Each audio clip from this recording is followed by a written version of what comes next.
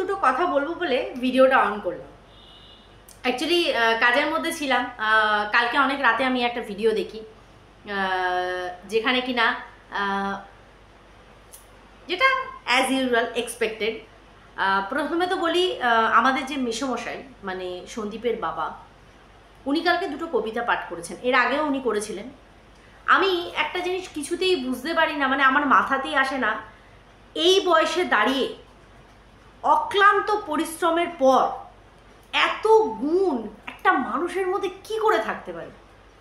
আমি তো ভাই দেখুন, এত অপরচুনিটি মানে এখন মানুষ যে পায় বা সেই জায়গা আছে, এই মানুষটা হয়তো সেই সময় পায়নি, তার মধ্যে গুণগুলো ছিল।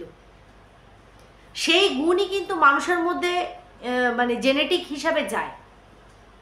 এই যে সৌমালিকে দেখি আমরা, পরিশ্রমী, ও কিন্তু কাজকর্ম করে, ওর মা বাবার থেকেই কিন্তু এই জিনিসগুলো এসছে।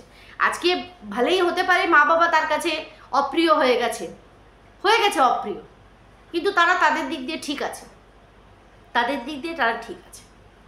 তো মেসোমশাইয়ের কবিতা পাঠ যেটা উনি করেছেন, দুটো কবিতা উনি করেছেন, খুব ভালো লাগলো। মানে কুর্নিশ জানাই, এরকম একটা মানুষকে সামনে থাকলে না আমি পায়ে হাত দিয়ে মেসোমশাইকে নমস্কার করতাম। আমার খুব খুব ভালো লাগে এরকম ধীর স্থির মানুষ, 10 কথায় 1 কথা বলার মানুষ। আমার বাবার মতো উনি পুরো। আমার বাবাও কিন্তু হাজারো বকবক করো, 10টা শুনবে 1টা বলবে, উনিও কিন্তু সেরকম। ভালো লাগে। অনেকে বোঝে না, যারা বোঝে না তাদের কাছ থেকে এক্সপেক্টেড তো কিছুই না। তো যাই হোক, তার আগে বলি welcome back to my channel. কেমন আছো তোমরা সবাই? আশা করি সবাই ভালো আছো, আমিও ভালো আছি। তো যেটা বলছিলাম, এনার এই কবিতা পাঠটার বিষয়ে ভিত্তি করে আমাদের ওয়াইটির সকল গুণী দালাল, এখন তাকে গুণীই বলতে হবে, কারণ জাস্ট 15 মিনিট সে হাতে পেয়েছিল, 15 মিনিটের মধ্যে একটা কবিতা সে নামিয়েছে।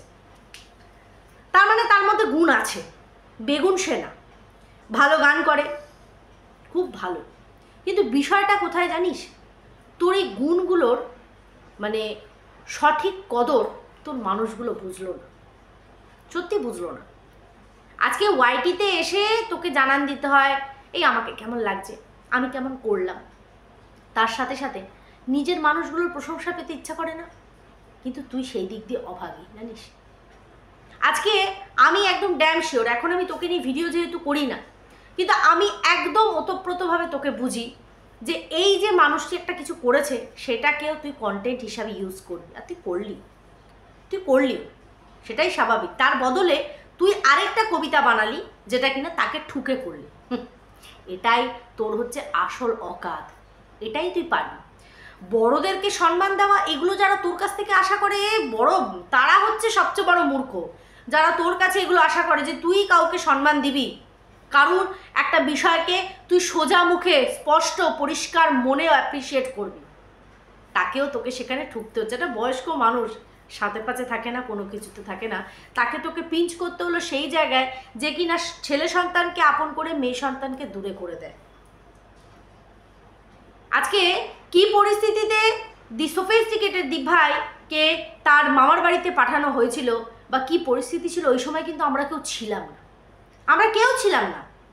কিন্তু যেহেতু একটা কথা উঠেছে যে 3 মাস বয়সে আমার মা আমাকে না খাইয়ে মেরে ফেলতে চেয়েছে, আজকে ওই 3 মাস বয়সী মেয়েটা কি করে এত বড় হয়ে যাওয়ার পর জানতে পারলো যে 3 মাসেই আমাকে মারতে গেছিল?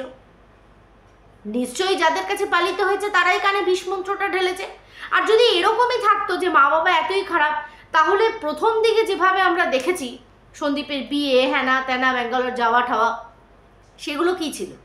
যে মানুষকে ঘৃণা করবে সে তো ডে 1 থেকে ঘৃণা করবে, একদম শেষ সময় অবধি ঘৃণা করবে, যেটা এখন করছে। বাপের বাড়ির সাথেও নেই, পাশেও নেই, মা বাবার কি হলো দেখারও দরকার নেই। তাহলে সেই সময়টা কি ছিল? সময়টা এটা ছিল যে স্বার্থ দুদিকেই ছিল। সে স্বার্থ নিয়ে এসেছিল, তার কোথাও হাতে ঘা পড়েছিল, সে পুনরায় সেখান থেকে একদম কাট আউট করে নিয়ে হট করে গিয়ে সেইটা স্টেটমেন্ট দিয়ে দিয়েছিল যে 3 মাস বয়সে আমাকে মেরে ফেলতে চেয়েছিল। কে জানিয়েছে তাকে? তার খোদ দিদা জানিয়েছে, তার মাসি জানিয়েছে, যার কাছে সে বড় হয়েছে। একটা বাচ্চাকে আমি সেই জলের মতন যে পাত্রে রাখবো সেই পাত্রের আকার ধারণ করবে, কিন্তু সেই বাচ্চাটা পাত্রের আকারটা মাঝখানে ভুলে গিয়ে হঠাৎ করে পুনরায় কি করে জাগলো? তো সেই সময় আমরা কেউ ছিলাম না, কিন্তু তুই সেই বিষয়গুলোকে নিয়ে রোজ কপচাস। দেখ, আমি তো বলবো যে অভাগা তারা যারা তোর এই গুণগুলো বোঝে না। এই যে 15 মিনিটের মধ্যে তুই যে একটা মানে কবিতা নামিয়ে দিলি, এই গুণগুলো যারা বুঝতে পারে না তারা মূর্খ। কাহেকার শিক্ষক তোর শ্বশুরমশাই, যে বৌমার এত ট্যালেন্ট সে দেখতে পায় না, সে দেখতে পায় না। তোর শাশুড়ি দেখতে পায় না, তোর ননদ দেখতে পায় না, এ কি তোর মাসি শাশুড়ি এরা কেউ দেখতে পায় না। কেন দেখতে পায় না? তুই তো এত গুণী, এত গুণী। সে যেমন তার মেয়েকে দেখেনি, তো তুই তো আদর্শ মেয়ে। তুই তোর বাবা মার জন্য কিচ্ছু করিস না, কিচ্ছু করিস না।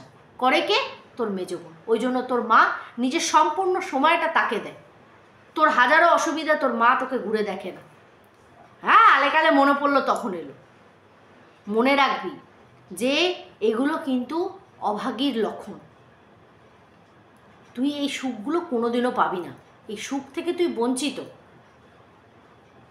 তুই দিনের পর দিন লোকের চরিত্র অ্যানালাইজ করেছিস, লোকের মৃত্যু কামনা করেছিস। গান তো একটা সুন্দর জিনিস, যে গান সুন্দর করে তার মন সুন্দর হয়। তুই এই যে সবসময় বলিস না আমি ভীষণ ইমোশনাল ফুল, তাহলে লোকের ইমোশনটাকে নিয়ে খেলিস কেন? যে খোদ নিজে এত ইমোশনাল ফুল হবে, মানে সে মানে বুকের মধ্যে তার এত সে লোকের ইমোশন নিয়ে খেলে কী করে? তাহলে তার তো সবারটা বোঝা উচিত। কিন্তু তুই সেখানে মানে খিল্লি ওড়াস, তাহলে লোকে তোর ইমোশনের কী দাম দেবে?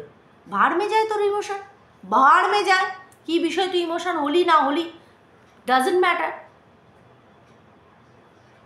কে কার জীবনে কি ঘটিয়েছে সেগুলোকে তুই চর্চিত বিষয় করে বসে যাস। একটা কবিতা সে বলেছে সেটার এগেনস্টও তোকে বলতে হচ্ছে।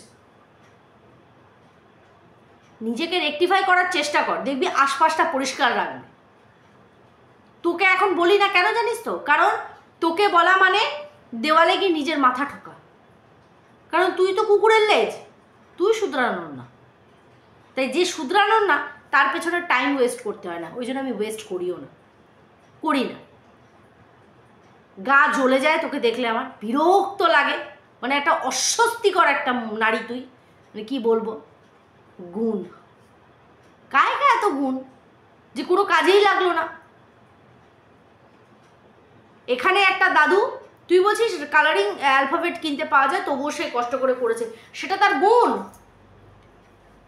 দোকান থেকে কিনে এনে দেওয়া যাবে, বাট সে বসে বসে সেটাকে তৈরি করেছে। কার জন্য?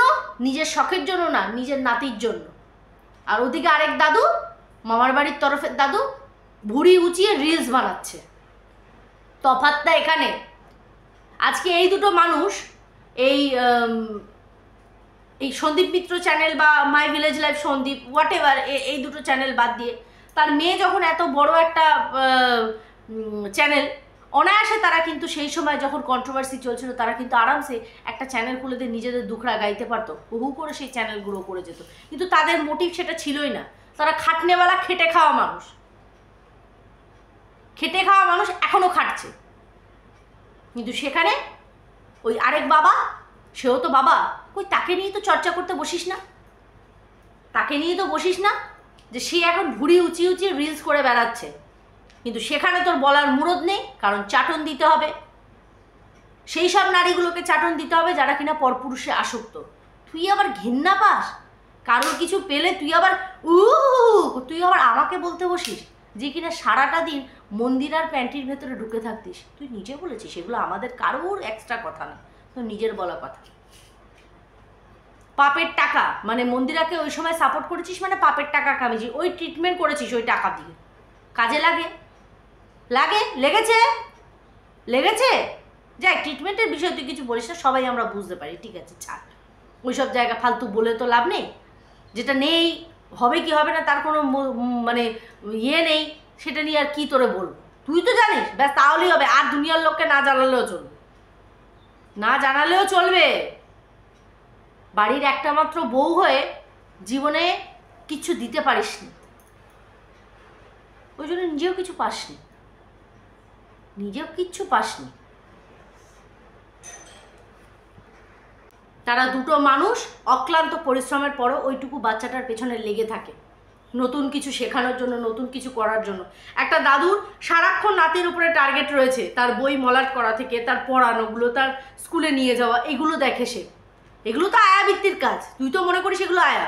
তোর শ্বশুর শাশুড়ি অভাগী, অভাগা, সেটাও তাদের জোটেনি, সেটাও তাদের জোটেনি, just because of you, just because of you. কারণ মন থেকে কখনো চাসনি।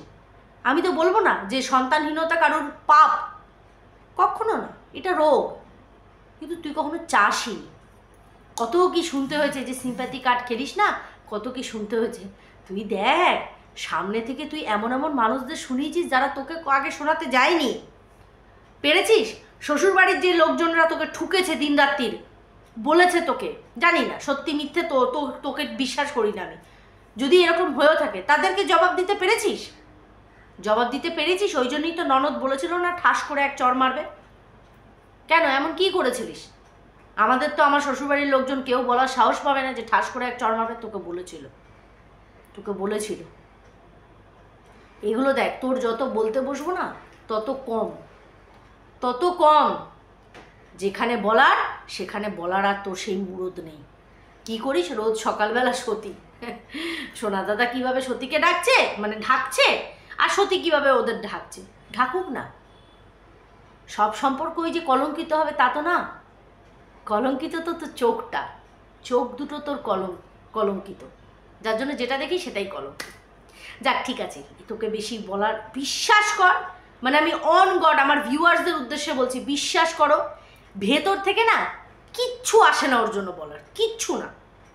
মানে ও এখন আমার মানে আমার কাছে মেনলি এক্সিস্টই করে না, গুড ফর নাথিং, কিচ্ছুর জন্য ভালো না, কিচ্ছুর জন্য না। যাই হোক সাইড। সন্দীপকে দুটো কথা বলবো। সন্দীপ দেখো, ফোকলাকে, এই কবিতা চোরকে, এই অন্যের বউ ভাগানো পাবলিকটাকে অত বেশি গুরুত্ব দিও না। তুমি জানো তোমার কাছে কি আছে, সেটাকে অ্যাজ এ প্রুফ হিসাবে তুমি যেখানে দেওয়া সেখানে দাও। সবসময় এখানে শোনানোর কোনো দরকার নেই, এটা আমি আমার ওপিনিয়ন দিচ্ছি। আইনের পরামর্শ নিয়ে হোক, না পরামর্শ নিয়ে হোক, এইখানে কোনো রকম কোনো বিষয় বলার করার দরকার নেই। যেখানে দরকার সেখানেই তুমি সাবমিট করবে। তোমার কাছে আছে সেটা আমরা বুঝেছি, জানি, বিশ্বাস করি, ঠিক আছে? বিশ্বাসটুকু তো রাখতে হবে। শুধু বলবো ওই ফালতু ছোট লোকটাকে কোনো রকম প্রায়োরিটি দিও না, ও সেটা ডিজার্ভ করে না। তোমার ব্লগ তুমি তোমার মতন সাজাও, সুন্দর করে প্রেজেন্ট করো, তুমি ওকে গুরুত্ব দিতে যেও না যে তোমার চ্যানেলের শেষের কথাতে ওকে ভিত করা থাকবে বা ওকে বেস করে টাইটেল থাকবে। একদম একদম এক্সিস্টই করে না তোমার জীবনে, এরকম বলে তুমি হাঁটিয়ে দাও। চলো এইটুকুই বলার ছিল। সবাই খুব ভালো থেকো, সুস্থ থেকো। নেক্সট ভিডিও নিয়ে খুব তাড়াতাড়ি চলে আসছি। টাটা।